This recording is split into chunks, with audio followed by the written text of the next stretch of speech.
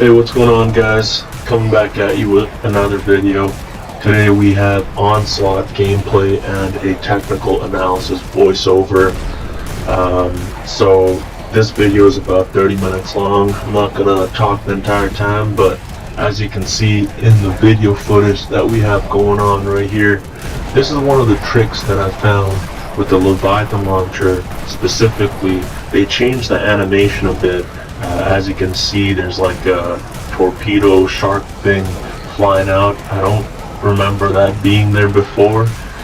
Maybe it was always supposed to be there, but anyway, long story short, it shoots off the freaking screen.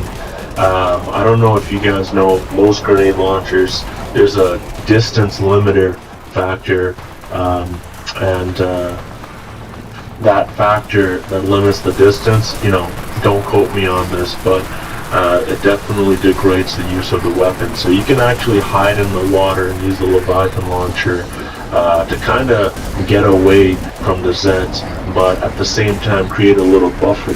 This only works if there's multiple players playing, by the way. See, right here there's no zombies near me, so I could press F, go into my inventory or whatever your inventory button is, and heal myself. That's what I do a lot. That's the reason I carry healing items on me. I don't find it very intuitive to go in and out, because you could potentially lose on some loot. And if you do this trick where you hide in the water and you shoot the Zeds from the water and create a little buffer zone for you, you can actually end up healing yourself and potentially making anywhere from 500 to 700,000 per run. You really don't want to be going in and out unless you really have to. If your armor is not the greatest. Over here, I start using the alt fire for the Leviathan launcher. Very good for crowd control, but not very good when you're fighting these wraiths, man. I think that's what the boss is called. I don't know really, but these long ass tentacle motherfuckers, because they have a huge reach and they don't get stunned. I don't know if you know this or noticed this, but the net doesn't actually affect the boss. It only affects zombies, especially in Onslaught. Maybe it's different in the city, I don't know. You gotta watch out also for those inferno, lava, circle leaving monsters, what have you. I don't know what the fuck that's called either. And these fucking mages, you see that guy who was chasing me there? You gotta watch out for those mages. Definitely something to look out for. So here we go with the Leviathan launcher still. This video is pretty long, so there ought to be pauses in my speech, but what I really like doing is getting somebody who has a flamethrower in your clan or in your squad or whatever, or just some random person.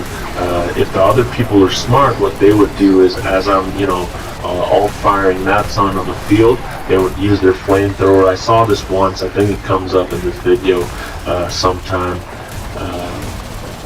So again, back at it with the ocean hits. Fuck, man. Anyway, I feel like they could improve the video, the game mode a little bit if they just added some bandits. Now, a lot of people were saying they have lag and desync issues in this game mode. I don't have any lag or desync issues. Maybe it's my internet or computer, but specifically, if they added bandits in this game mode, and there were pirate themed bandits, and there was a treasure chest loot system, that'd be freaking cool, because that would, give us, another incentive to keep playing it. It could even be that these bandits are in that circle zone, so when the bandits spawn, the circle thing spawns as well, just to make it even more harder, Over here I'm using the Cyclone X150, a really good gun if you want to basically have the zombies create a little space from you and the Zeds. Specifically, the reason I use this, and that motherfucker's tanky as fuck, by the way, that crab motherfucker, he's tanky as fuck.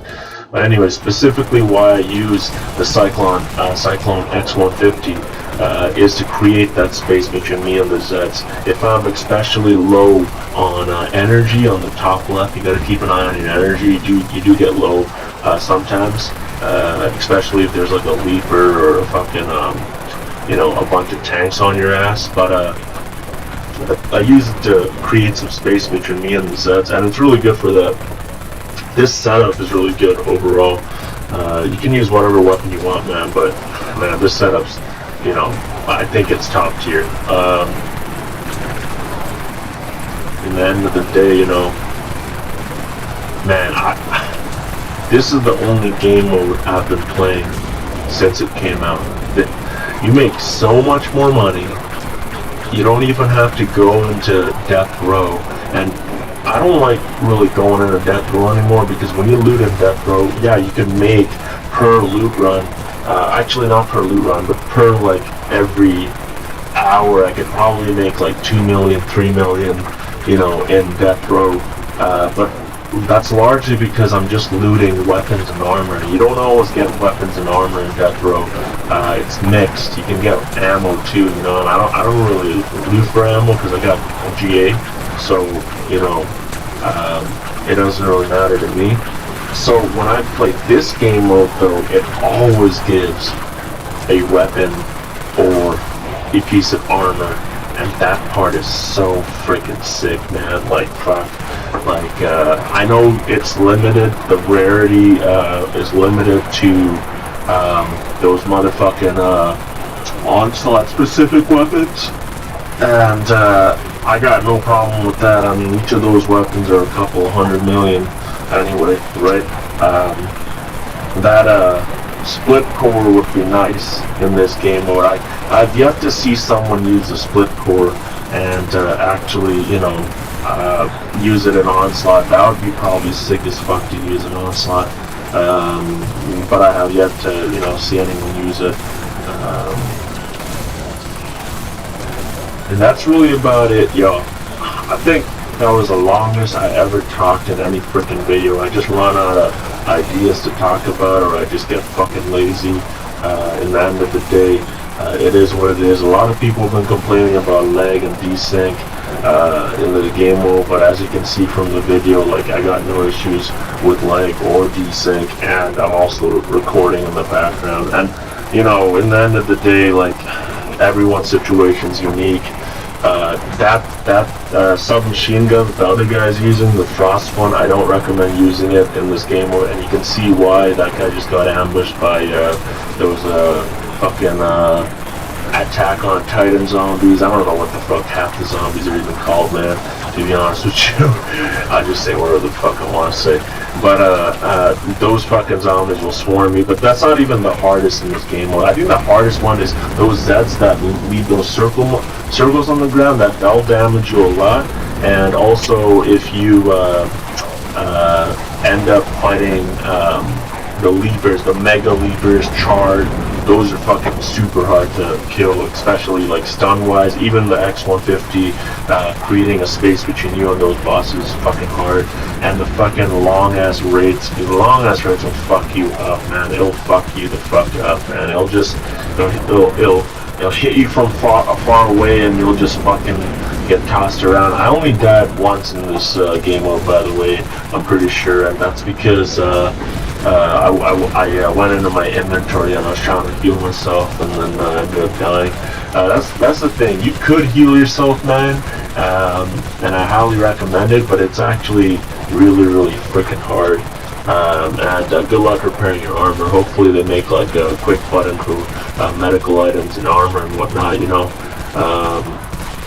Here you see me running across the map, I believe, using the X-150 to create that buffer between me and the fucking Zeds. And man, I was actually, I put this gun in my collection book, but fuck, man, like, I took it out because I thought, it was like, fuck, I don't have any other, big ass shotgun or whatever to use. I was using the Wraith Cannon at one point, but the Wraith Cannon, it's good for like it's okay for, you know, creating a buffer zone between E and the Zeds, but it's kind of shit compared to the X150. Compared to a lot of guns nowadays, it's kind of shit.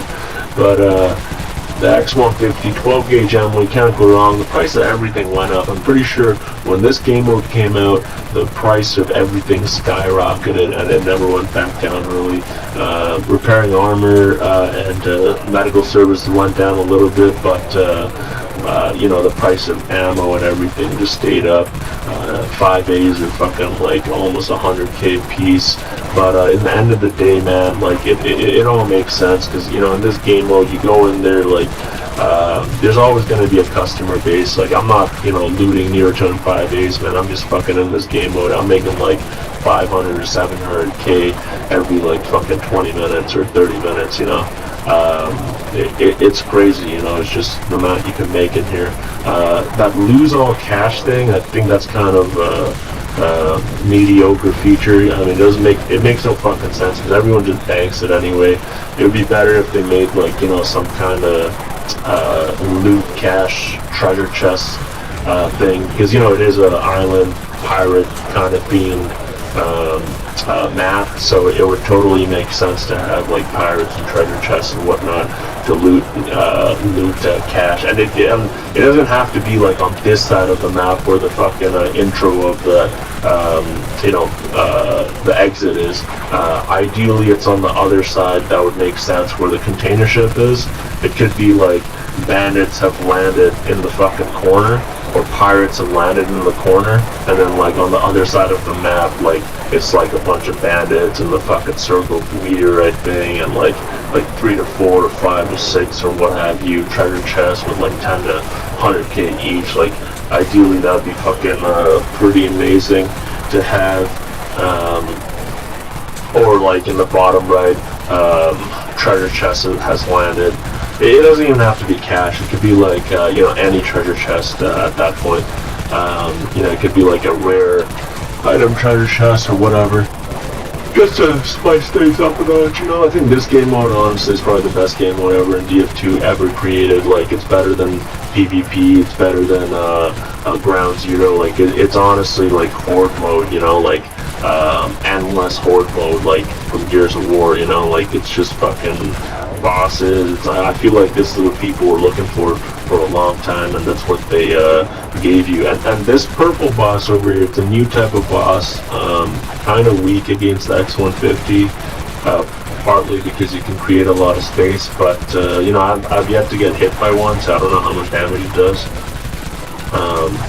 That white crab thing is a tank.